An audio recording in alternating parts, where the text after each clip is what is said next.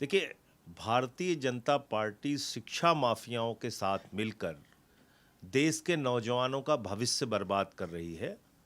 और नीट का एग्ज़ाम पहली बार नहीं लीक हुआ, 2024 में भी नीट का एग्ज़ाम लीक हुआ था। अभी जो मामला सामने आया है, इसमें करीब-करीब 135 सवाल लीक हो चुके थे। 180 में से 135 सवाल जो 3 मई की परीक्षा हुई, उसमें लीक हो चुके थे। तो कौन-सा एग्ज़ाम हुआ? कौन से लोग इसमें शामिल हैं? किसको भारतीय जनता पार्टी बार-बार संरक्षण देती है?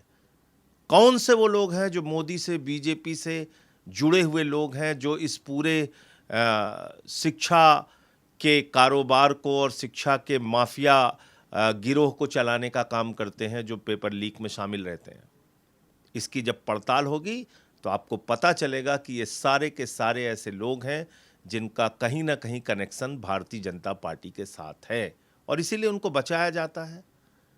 इस देश के 22 लाख छात्र छात्राओं ने इस परीक्षा में हिस्सा लिया।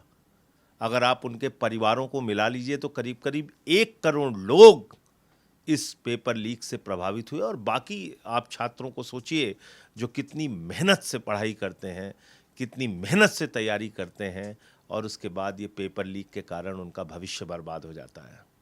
तो आपने वोट चोरी कर लिया, पेपर चोरी कर लिया, सोना चोरी कर लिया, गहना चोरी कर लिया, इस देश को महंगाई की आग में झोंक दिया, रुपया लगातार कमजोर कर दिया, देश की प्रतिष्ठा खत्म कर दी, विदेश नीति समाप्त कर दी। तो किसका भविष्य सुरक्षित है?